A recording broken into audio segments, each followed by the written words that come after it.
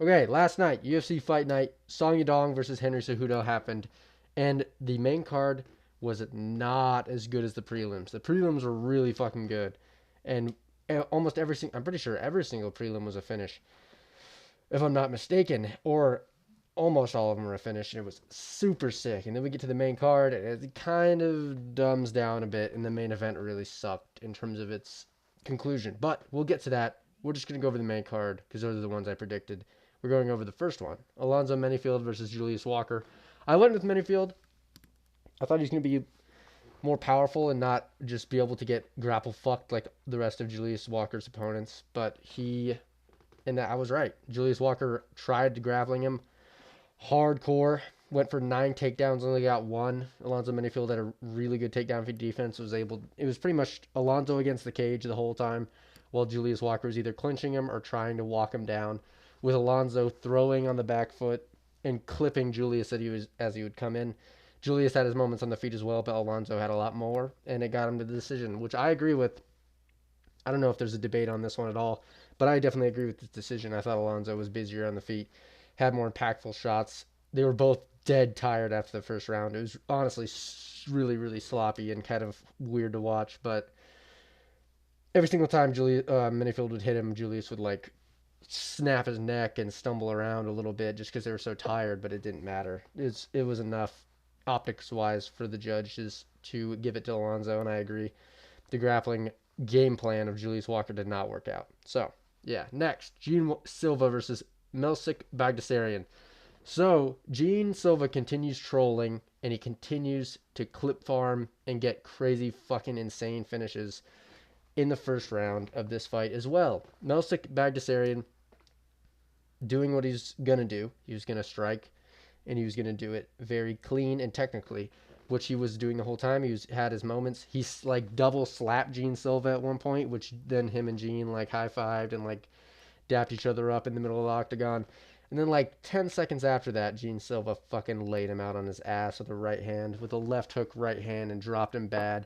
And Gene Silva looked at the ref like, are you going to stop it? And then the ref wasn't going to stop it. So Gene Silva went down. Instead of going to the head, he just started elbowing the fuck out of his body. And then the ref stepped in. Super sick finish. Insane. Melsick was doing his thing on the feet before that, but Gene Silva has a different amount of power and comfort in the octagon.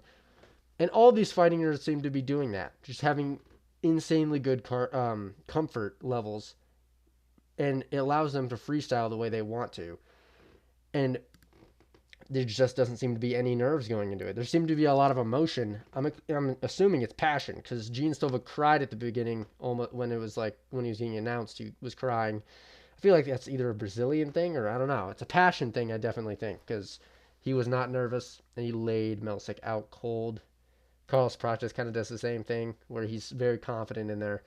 Kaio's kind of doing the same thing. Rufy, just you know how confident Rufy is. So yeah, these fighting nerds are proving to be the real fucking deal, and I'm super excited for all of them going forward. So yeah, next Rob Font versus Gene Matsumoto. So after that super sick finish, we got a fight that it wasn't the best in my opinion. Rob Font gets the decision. I picked Rob Font to win. Gene Matsumoto was doing a lot better than I thought. I thought he was going to kind of get fraud checked a bit by Rob Font, but he was doing pretty good, especially in the grappling, which I was not expecting really. They had even total strikes, which is kind of crazy, but I thought Rob Font was a little bit more busy in those departments. Damn, what the fuck? Gene Matsumoto had 7 takedowns, but he would never hold him down. That was the thing about that. He'd get him down, but he could never hold him down. Rob Font was able to get back up every time. Gene Matsumoto, it was a pretty even fight overall, to be honest. I don't really, going into the decision, I didn't really know who won this fight, but I picked Rob Font, so I was going Rob Font. And he ended up getting it. It was a freaking dead even fight with Rob Font being a little bit more technical on the feet, I would say. Just choosing his shots a little bit better. Gene Matsumoto, Rob Font also faked glove touch at the very beginning of the fight, which was kind of fucked. It might not have been his intention, but it really seemed like it was. So that was kind of screwy from him, but who cares really? Also, he shaved his head, which I thought was a bad look for Rob Font. It didn't seem like it was Rob Font in there with a shaved head. I'm not gonna lie. I think that might have made his skill go down a little bit. But Gene did a lot better than I thought. And I guess he did okay in the grappling department. He got 7 out of his 10 takedowns, but he just couldn't hold Rob Font down. And Rob Font has really slick striking.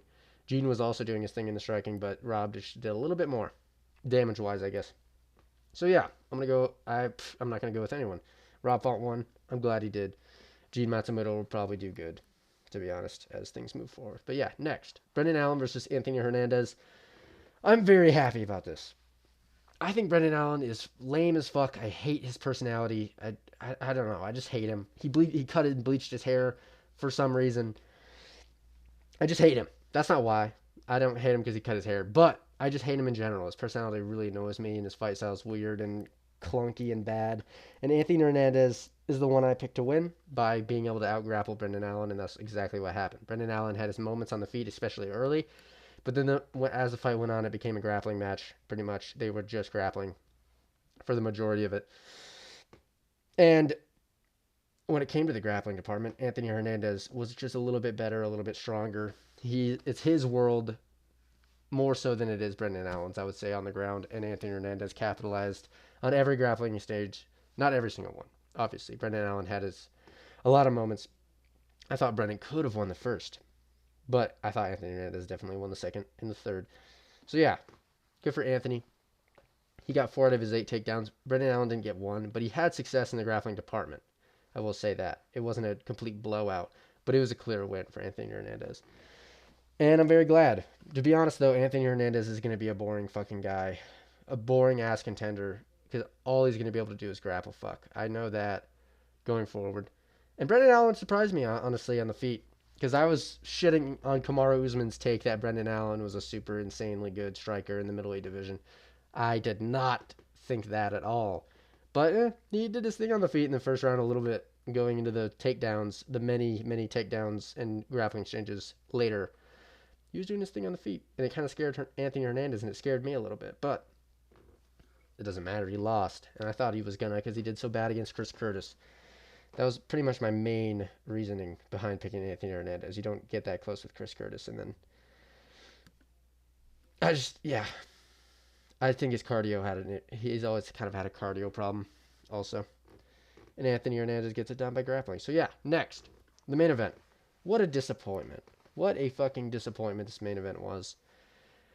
It was good while it lasted, I will say. It ended at the very end of round 3 due to a eye poke.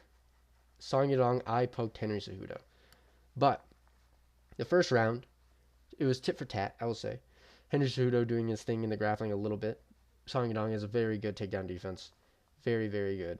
He was holding him against the cage a bit, and then it was back and forth striking, which I thought in the first round, Henry Cejudo did a little bit better. I thought Henry got the first round. Second round, Song Yadong starts to pick it up. Song Yadong is very fucking slick on the feet, and he starts to kind of do his thing. I thought he wins the second, and I thought he wins the third.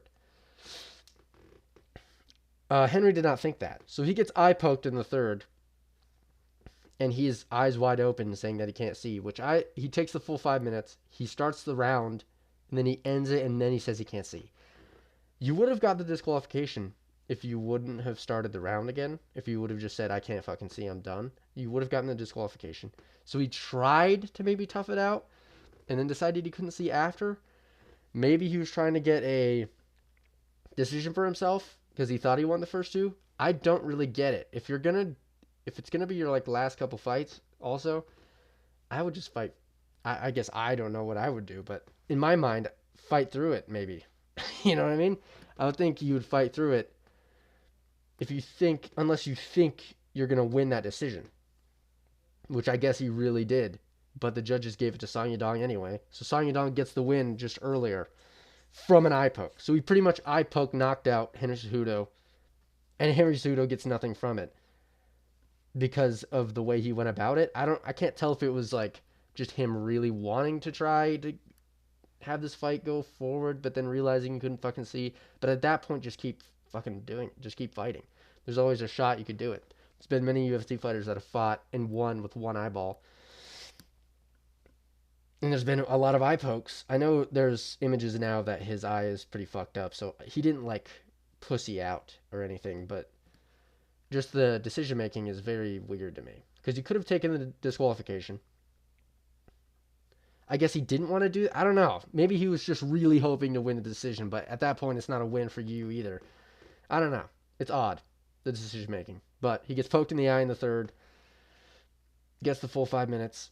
He says in his corner, he obviously wasn't saying things like he wanted to be in this fight for any more amount of time because he was in the corner, eyes wide open, saying that he can't see anything, and he wasn't even like touching it. I don't know. It was a weird stoppage.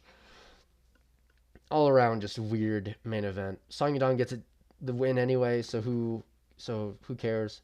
Henry Cejudo said he wants the rematch, but Dana White said that they're not fucking doing that. So I see Song Yadong versus maybe an Umar going forward. I think that would be a sick matchup to make because of Song Yadong's takedown defense. And for Henry Cejudo, I don't fucking maybe the Mario Batista matchup because they had beef or they had like a backstage moment once. I guess that would be the what you would do. But overall, super sick prelims, some good fights on the main card, and a terrible fucking main event. I feel like whenever there's a sick card, super duper sick undercard, the main event always kind of has to ruin it. So, that's about it. I will see you soon.